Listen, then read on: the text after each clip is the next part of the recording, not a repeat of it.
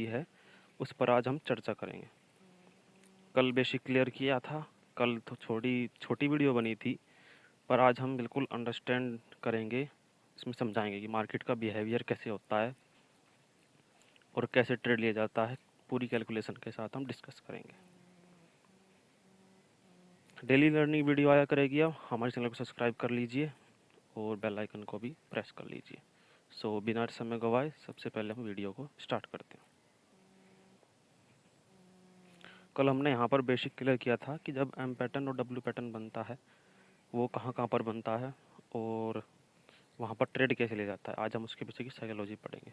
जैसे कि पिछला ट्रेडिंग सेशन था फ्राइडे का 25 अगस्त का।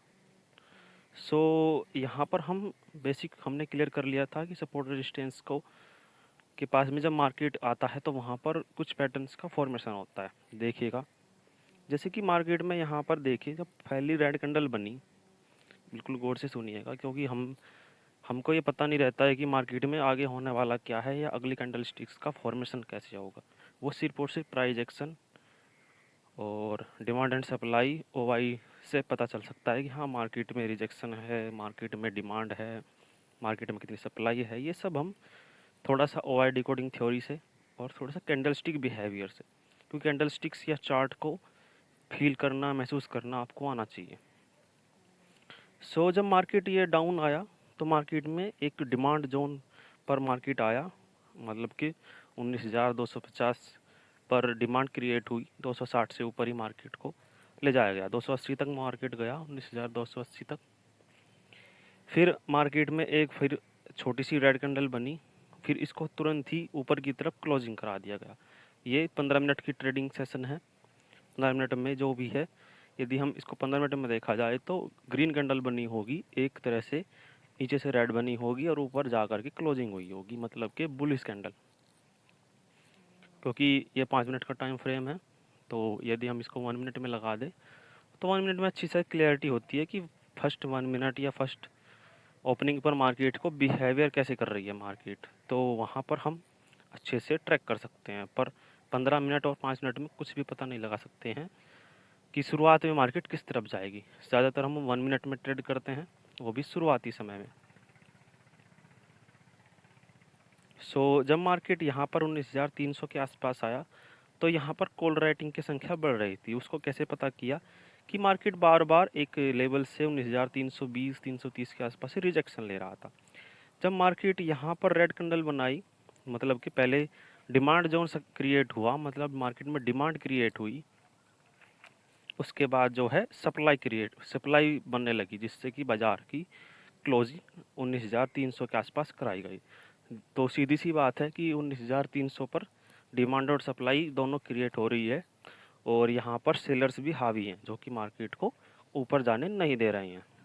और मार्केट का जो प्राइस है, मतलब कि जो बार्गेनिंग है, देखिए ध्यान से सुनिएगा, मतलब कि बायर्स और सेलर्स के बीच में एक बार्गेनिंग चल रही है कि हम प्राइस को बढ़ने देंगे या नहीं। यदि मार्केट में डिमांड ज़्यादा है कि वे हर प्राइस पर अपने ऑर्डर्स को ख़रीदने को तैयार हैं तो मार्केट अप जाएगी। यदि मार्केट में सेलर्स ज़्यादा है, मतलब कि बायर्स कम है कि मार्केट को प्राइस को ख़रीदने के लिए तैयार नहीं है, जो कि बायर्स बैठे हैं वो सोचते हैं कि एक बार और मार्केट में शेयर्स का प्राइस कम हो जाए, जिसके कारण मार्केट में सेलर्स हावी हो जाते हैं, जिसके कारण मार्केट में जो है रेड कैंडल बनती है। तो इस साइकोलॉजी से देखा जाए तो मार्केट में डिमांड और सप्लाई बनती है। जो बायर्स और सेलर्स होते हैं वो कम प्राइस पर, जो बायर्स होते हैं वो कम प्राइस पर ख़रीदते हैं और ज़्यादा प्राइस पर बेच करके अपना मुनाफा बुक करते हैं, प्रॉफिट बुक करते हैं। और जो सेलर्स होते हैं, सेलर्स का अपोजिट होता है, मतलब बायर्स का अपोजिट सेलर्स होता है, वे कम प्राइस पर बेचते हैं अपने माल को, अपने शेयर्स को, और जब इनका भाव बढ़ जाता है, सॉरी ये अपोजिट हो गया, मतलब बायर्स के अपोजिट करना है ना इसको, थ्योरीज को। तो सेलर्स का क्या होता है कि हाई प्राइस पर सेल करते हैं, हाई प्राइस पर सेल किया और उसको बिल्कुल ही जब वो जीरो के आसपास या उसका प्रीमियम घट जाता है तो उसको बाय करते हैं। तो सीधी सी बात है, यहाँ पर भी सेलर स्टाइल से देखा जाए और बायर्स के स्टाइल से देखा जाए तो बहुत ही अच्छे से यहाँ पर समझ सकते हैं कि हम यहाँ पर किस साइकोलॉजी से सोचें कि मार्केट जब 19,330 के आसपास चल रहा था तो एक ऐसा मोमेंट आया कि मार्केट में सेलर्स हावी हो गए, जिससे कि मार्केट का जो प्राइस है वो डाउन चला गया। वो उस प्राइस पर खरीदने को तैयार हो गए, या उस प्राइस पर कॉल राइटर्स कॉल को सेल करना शुरू कर दिया, और पुट को जो सेल कर रहे थे उस पुट की सेलिंग को कम कर दिया, जिसके कारण मार्केट में सेलिंग स्टार्ट हो गई। तो यहाँ पर यही कंडीशन बनी जब 19,330 के आसपास बाजार आया, तो यहाँ पर ग्रीन और रेड कैंडल बनी। फिर मार्केट दोबारा से नीचे आया 280 के आसपास, तो फिर से मार्केट में जो शेयर्स का भाव है वो कम हो गया, मतलब कि कॉल राइटर्स को प्रॉफिट हुआ, जिसके कारण कॉल का प्रीमियम का प्राइस कम हो गया, जिसके कारण उनको प्रॉफिट हुआ। तो उन्होंने कुछ प्रॉफिट की बुकिंग की होगी, क्योंकि वो भी स्कैल्प करते हैं। और बायर्स को पुट खरीदने का मौका मिला ऊपर से टॉप से, तो उन्होंने पुट की बाइंग की और नीचे आकर के उसकी प्रॉफिट बुकिंग की स्मॉल सी, क्योंकि जो बड़े स्कैल्पर होते हैं वो हैवी क्वांटिटीज पंच करते हैं, जिसमें कि उनको छोटा मोटा भी यदि प्रीमियम में 4 रुपये 5 रुपये 10 रुपये मिल जाता है तो अच्छा खासा उसमें बड़ी अमाउंट में प्रॉफिट अर्न करते हैं। क्योंकि हाई कन्विक्शन ट्रेड होता है, उस हाई कन्विक्शन ट्रेड को जब इनिशिएट करते हैं तो हैवी क्वांटिटी में, मतलब कि आइसबर्ग ऑर्डर को पंचिंग करते हैं, जिसके कारण उनको हैवी क्वांटिटीज़ में कैपिटल लगा करके अच्छा खासा प्रॉफिट अर्न करके तुरंत ही मार्केट से एग्जिट हो जाते हैं। जब मार्केट यहाँ पर चल रहा था तो एक बुलिश इंगल्फिंग कैंडल बनी, जो कि ये क्रिएट करती है कि यहाँ पर हैविली बुलिश प्रेशर है। फिर मार्केट में दोबारा से एक ग्रीन कैंडल बनी, जिसमें कि बुलिश प्रेशर को ज़्यादा दिखाया नहीं गया, क्योंकि अब मार्केट में बायर्स का पुट राइटर्स का इंटरेस्ट कम हो गया है। हम दोनों पॉइंट ऑफ व्यू से मार्केट को समझाएंगे, राइटर्स के पॉइंट ऑफ व्यू से भी और बायर्स के पॉइंट ऑफ व्यू से भी, जिसमें कि कॉल बायर्स कॉल खरीदेंगे यदि मार्केट बुलिश है, और पुट बायर पुट खरीदेंगे यदि मार्केट बियरिश है। हर पॉइंट ऑफ व्यू से समझोगे तभी मार्केट का बिहेवियर और चार्ट को पढ़ना सीख पाएंगे आप, क्योंकि ये एक ज़्यादा कॉम्प्लिकेटेड सिनेरियो नहीं है। सिर्फ और सिर्फ इसको समझना पड़ता है कि मार्केट में अब प्राइसिंग में चल क्या रहा है। कई बार प्रीमियम्स में जो है डेल्टा के अकॉर्डिंग भी हम प्रीमियम्स को दिखते हैं, वो जब हम लाइव मार्केट देखेंगे, जब कभी एनएससी का डाटा देखेंगे तो हम लाइव दिखाएंगे कि प्रीमियम्स में कितना मूवमेंट होता है, और उसमें डिले भी होता है, थोड़ा बहुत 3 मिनट डिले होता है, लेकिन हम प्रीमियम्स को काउंट कर लेते हैं कि फ़िलहाल प्रीमियम ये चल रहा है। वो भी अपने जो इमेजिनरी लाइन है, जब मतलब कि जहाँ पर बाज़ार चल रहा है उसके आसपास का प्रीमियम्स को ट्रैक कर सकते हैं, आईटीएम और ओटीएम के भी और एटीएम के भी प्राइस को। अब इस में हम आगे बढ़ते हैं। जब मार्केट में 10 बजे देखिएगा, कुछ हम जैसे जैसे टर्म बताते रहेंगे वैसे वैसे आपको नोट कर लेना चाहिए। जब मार्केट एक रेंज में फंसता है तो एक ऐसा समय आता है जैसे कि 10 बजे, दोपहर के 2 बजे और दोपहर के 3 बजे, कुछ ऐसा टाइमिंग है जिसमें कि बाज़ार में बड़े प्लेयर्स अपने एंट्रीज बनाते हैं, जो मार्केट को टर्न कराते हैं, जो मार्केट में अपने हैवी क्वांटिटीज़ में शेयर्स की ख़रीदारी या बिकवाली करते हैं। 10 बजे, सिर्फ डायरेक्ट 10 बजे ही कई बार मैंने देखा है, यदि कोई बड़ी न्यूज़ आ रही है, यदि बजट न्यूज़ है, यदि कोई आरबीआई की पॉलिसी है, तो वहाँ पर यदि उन पॉलिसीज़ में कोई बदलाव नहीं हुआ है तो मार्केट में जो है बाइंग सेलिंग में प्रभाव पड़ता है। जिस दिन आरबीआई की पॉलिसी आती है उस दिन मार्केट में ज़्यादातर ट्रेड नहीं करना चाहिए, क्योंकि उस समय पर 10 बजे ही कई बार ऐसा होता है। देखिएगा, अभी भी कुछ समय पहले आरबीआई पॉलिसी आई थी तो तुरंत ही मार्केट में बहुत तगड़ी बाइंग आई थी, जो कि हम भी ट्रैक नहीं कर पाए कि मार्केट में यहाँ से बाइंग आ सकती है, क्योंकि उस दिन आरबीआई की पॉलिसी थी। और जो रेशो है, जो दरें हैं बाज़ार में, आरबीआई की दरें हैं, जो बैंक रेट, रेपो रेट और रिवर्स रेपो रेट, जो ये दरें हैं, इनमें कुछ बदलाव हुआ, कुछ में बदलाव नहीं हुआ, जिसके कारण जो बाहर के इन्वेस्टर्स हैं वो यहाँ पर इन्वेस्ट करने के लिए इंटरेस्ट हैं या नहीं है, वो उनकी कैलकुलेशन है, जिसके कारण उनको इंटरेस्ट लगा कि हाँ, ये इंटरेस्ट रेट जो है, जो बैंक की दरें हैं, उनमें कोई प्रभाव नहीं हुआ है, इस कारण मार्केट में प्रॉफिट अर्न कर सकते हैं। तो तुरंत ही उन्होंने हैवी पंचिंग कर दी, क्योंकि वहाँ पर अच्छे खासे उनको कम प्राइस पर भाव मिल रहा था। तो जस्ट यहाँ पर 10 बजे वाली कैंडल जब बनी तो पहले ये रेड बनी होगी पूरी की पूरी, तो हल्की सी ग्रीन बनी, पहले ये ग्रीन बनी स्मॉल सी, जिसको हम हैंगिंग कैंडल कह सकते हैं। जब यहाँ पर ये रेड बनी होगी तो मार्केट में बायर्स ने ऊपर की तरफ प्रेशर क्रिएट किया होगा कि मार्केट को एक बार ऊपर ले जाया जाए, लेकिन वो ऊपर ले जा नहीं पाए। अगली कैंडल में भी देखिएगा फिर से बाज़ार में यही हुआ। इस 10-5 वाली कैंडल को देखिएगा ध्यान से, जब ये कैंडल बनी होगी तो ये पहले स्टार्टिंग इस लाइन के ऊपर हुई 19,330, जो कि हमने पिछला रेजिस्टेंस लेवल खींच रखा है। इसको हम थोड़ा सा ड्रॉ लाइंस को रिमूव कर देते हैं। जब बाज़ार में यहाँ पर जब ओपनिंग हुई इस कैंडल की 19,330 के ऊपर, तो 332 के ऊपर भी हुई है 332.5। सो यहाँ पर ओपनिंग होकर के ग्रीन कैंडल बनी होगी। इस ग्रीन पर इतने ज़्यादा सेलिंग ऑर्डर लगे हुए थे, इतने ज़्यादा सेलिंग ऑर्डर लगे हुए थे कि मार्केट को दोबारा से नीचे कर दिया गया 324 320 के आसपास तक। तो यहीं से ही मार्केट में ज़्यादातर हैवी सेलिंग हो गई, और जो FIIs थे जो 10 बजे एंट्री हुई उनकी, तो उन्होंने मार्केट में कॉल राइट कर दिया और शेयर्स को बेचना शुरू कर दिया। ज़्यादातर आप FIIs का डाटा भी देख सकते हैं, तो वहाँ पर उस दिन भी उन्होंने 3,000 करोड़ के आसपास सेलिंग की। तो जस्ट यहीं से ही सेलिंग आई, फिर मार्केट में प्राइस बिल्कुल गिरता चला गया। कोई भी पुट राइटर्स पुट को राइट नहीं कर रहा था, पुट की राइटिंग घट करके कॉल की राइटिंग बढ़ने लग गई, जिसके कारण मार्केट का नेचर बुलिश से बियरिश हो गया। मतलब कि पहले बुलिश थी, फिर मार्केट में बियरिश हो गया, क्योंकि 2 बार बायर्स ने कोशिश की मार्केट को ऊपर ले जाने की, पर वो उस लेवल्स तक ले जा नहीं पाए जिस प्राइस पर वे खरीदना चाहते थे। पर उनकी संख्या कम थी सेलर की संख्या से ज़्यादा, क्योंकि मार्केट में बाइंग सेलिंग होती है। जैसे कि मैंने इस वीडियो में जब 2 या 3 मिनट की वीडियो चल रही थी तब मैंने बताया आपसे कि मार्केट में जब वे खरीदना चाहते हैं तो जिस प्राइस पर खरीदना चाहते हैं वो उससे ऊंचा प्राइस मिल रहा है, तो इसलिए वे खरीदना इंटरेस्ट नहीं करेंगे। जब मार्केट में डाउन चला जाएगा, जब मार्केट के शेयर्स का प्राइस लो हो जाएगा, जब लोट्स का प्राइस, पुट के लोट का प्राइस मतलब पुट का प्राइस जब ज़्यादा हो जाएगा, तो सेलर्स वहाँ पर राइट करना शुरू करेंगे, क्योंकि उनको इंटरेस्ट लगेगा कि अब पुट का प्राइस बढ़ चुका है, इसको कम करना चाहिए, क्योंकि टाइम वैल्यू भी कम हो चुकी होगी वहाँ की। तो टाइम वैल्यू को घटाने के लिए कॉल की तरफ की, तो वहाँ पर पुट की राइटिंग करेंगे, जिसके कारण कॉल का प्राइस कम हो जाएगा। सो मार्केट में डिमांड और सप्लाई को इक्वल करने के लिए मार्केट में जो है बड़े प्लेयर्स अपनी पोजीशंस को क्रिएट करते हैं।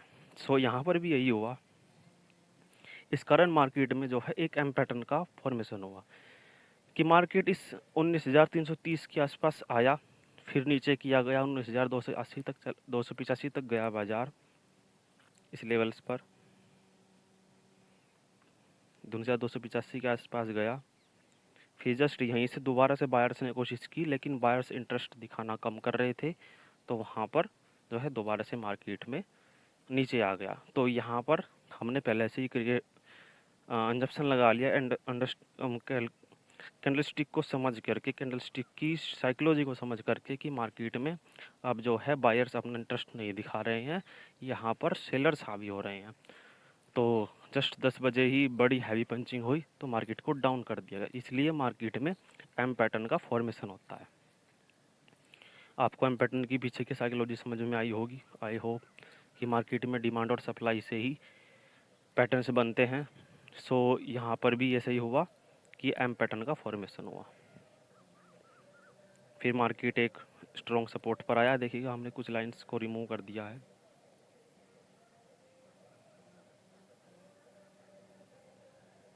अब हम थोड़ा सा एक बार डब्लू पैटर्न को भी सीख लेते हैं कि डब्लू पैटर्न या triple bottom pattern, double bottom pattern कुछ भी कह सकते हैं, inverted header shoulder pattern, inverted cup and handle pattern कुछ भी कह सकते हैं, पर ज़्यादातर जो है वो डबल बॉटम पैटर्न कहा जाता है कि मार्केट एक बार आया उस पॉइंट के आसपास, उस प्राइस के आसपास।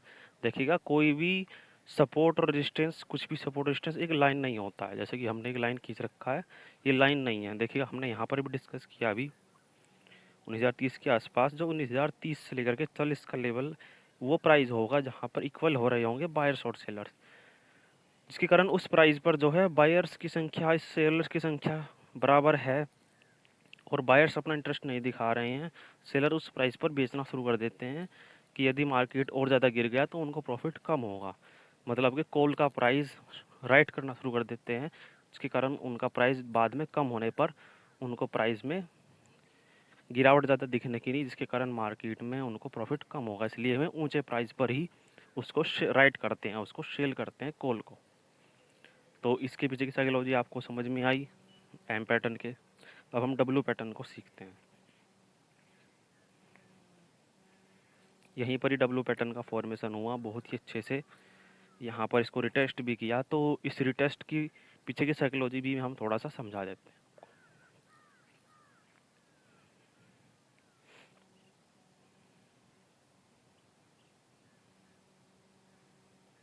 देखिएगा यहाँ पर ये पहले कुछ ट्रेडिंग सेशन का भी एक हाई था 19,330 का लेवल,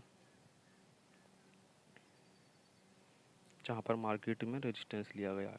चलो छोड़ो, इसको हम यहीं पर देखते हैं। फिलहाल हम डब्ल्यू पैटर्न की साइकोलॉजी पढ़ रहे हैं।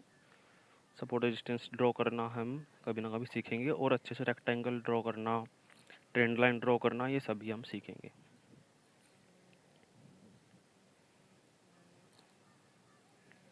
जब मार्केट गैप अप ओपनिंग हुई, ये 23 तारीख की ट्रेंडिंग सेशन देख रहे हैं हम, 23 अगस्त की। जब मार्केट में देखिएगा एक डाउनफॉल शुरू हुआ, तो मार्केट में एक ऐसा लेवल था कि जो क्लोजिंग थी, पिछले डे की क्लोजिंग, मतलब कि 22 तारीख की क्लोजिंग अहम रहती है, या पिछले दिन की क्लोजिंग, पिछले दिन का लो, यदि गैप डाउन ओपनिंग हुई है, पिछले दिन का हाई, यदि मार्केट ऊपर चल रहा है कल की प्राइसिस से, मतलब बुलिश है, तो बहुत ज़्यादा अहमियत रखता है, क्योंकि वहाँ पर हैवी क्वांटिटीज़ में ऑर्डर लगे रहते हैं। जब मार्केट वहाँ पर ओपनिंग हुई, फिर रेड कैंडल बनी, तो मार्केट में सेलिंग स्टार्ट हो गई, क्योंकि कल की डे में, मतलब 22 तारीख में मार्केट में सेलिंग आई थी और मार्केट गैप अप ओपनिंग हुई। तो मार्केट में जाहिर सी बात है, जो कल की सेलिंग थी उनको कम निकालने के लिए बाज़ार नीचे जाएगा। बाज़ार नीचे आया, उनको अच्छा खासा प्रॉफिट दिखा, तो उन्होंने अपनी फिर पोजीशन स्क्वायर ऑफ की। ये एक छोटा सा टर्म है, ये फिर हम कभी सीखेंगे कि मार्केट में यदि सेलिंग करके जाते हैं तो नेक्स्ट डे हम कैसे उसको ट्रेडिंग प्लान करते हैं। तो इसको छोड़िए, हम सिर्फ डब्ल्यू पैटर्न पढ़ेंगे। मार्केट में बहुत ज़्यादा टर्म है, बहुत ज़्यादा स्ट्रेटेजी हैं। हर स्ट्रेटेजीज को कब कौन सी स्ट्रेटेजीज वर्क की जाए, किस पर काम किया जाए, कौन सी साइकोलॉजी लगाई जाए, ये सिर्फ और सिर्फ प्रैक्टिस पर डिपेंड करता है। ये सब प्रैक्टिस से आएगा। It is the game of practice, क्योंकि ट्रेडिंग एक आर्ट है, इसमें कोई भी वर्क नहीं करता है। यदि आप देखो तो फिजिकली कोई भी वर्क नहीं है।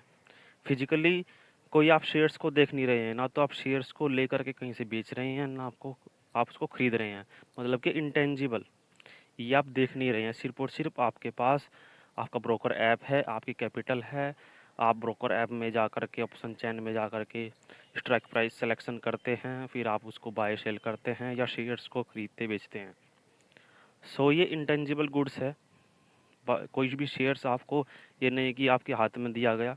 तो यहाँ पर मेरे कहने का मकसद ये है कि मार्केट में जो है सिर्फ और सिर्फ दिमागी खेल है।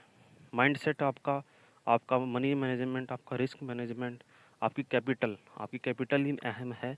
इसी पर ही आप बाय सेल करते हैं और अपना जो भी मुनाफा होता है उसको आप बुक करते हैं। ये टर्म भी एक साइकोलॉजी पर ज़्यादा बात करेंगे, देखिएगा, क्योंकि हम ज़्यादातर साइकोलॉजी पर ही ट्रेड लेते हैं। छोटी मोटी अपनी स्ट्रेटजीज हैं, उस पर भी हम ट्रेड लेते हैं। हम यहाँ पर डबल बॉटम पढ़ रहे हैं। मार्केट जब डाउन आया, मतलब कि कल भी सेलिंग आई थी, और हो सकता है वर्ल्ड मार्केट, डीजीआई भी हम देखते हैं कई बार, वर्ल्ड मार्केट भी नेगेटिव थी, तो हर किसी जब गैप अप ओपनिंग हुई तो मार्केट में सेलिंग आ गई तुरंत ही, क्योंकि मार्केट में सेलर्स को अच्छे प्राइस पर भाव मिल रहा था, वो भी कॉल को राइट करने का, क्योंकि कॉल के राइट में जो कल मार्केट को जो सेल करके गए थे उनको प्रॉफिट हुआ, तो उन्होंने अपना प्रॉफिट बुक किया, और जो पुट को सेल करके गए थे तो उनको भी प्रॉफिट हुआ, तो उनको भी प्रॉफिट बुक हुआ। जो कॉल को बाय करके गए थे, मतलब कि 3 तरह का फोर्स लगता है, जिसके कारण मार्केट में गिरावट आती है यदि मार्केट में गैप अप ओपनिंग होती है। तो जस्ट वही हुआ, गैप अप ओपनिंग हुई तो मार्केट नीचे आया। फिर एक लेवल पर आकर के 19,370, 360, 380 ये एक डिमांड जोन था। पिछले डे के नीचे आया क्योंकि यहाँ तक ऐसे लगे हुए थे, तो यहाँ तक के ऑर्डर एग्जीक्यूट हुए। सो मार्केट फिर यहाँ पर थोड़ी देर के लिए पॉज हुआ, जस्ट यहीं से बुलिश हुआ। सेम वही कंडीशन है कि मार्केट का प्राइस जो पुट के राइटर्स हैं उनको कम मिल रहा होगा, मतलब कि पुट का प्राइस बढ़ा हुआ मिल रहा होगा, उसमें टाइम वैल्यू बढ़ी हुई मिल रही होगी, इसलिए बाज़ार में उन्होंने पुट की राइटिंग की और जस्ट 10 बजे के आसपास ही मार्केट में हैवी क्वांटिटीज़ में ऑर्डर पंच हुए, तो मार्केट यहीं से ही टर्न हो गया। सो आज की वीडियो में इतना ही। आई होप आपको एम पैटर्न और डब्ल्यू पैटर्न के पीछे की साइकोलॉजी समझ में आई होगी। आने वाली वीडियोज़ में भी हम पैटर्न्स पढ़ेंगे। फिर हम पहले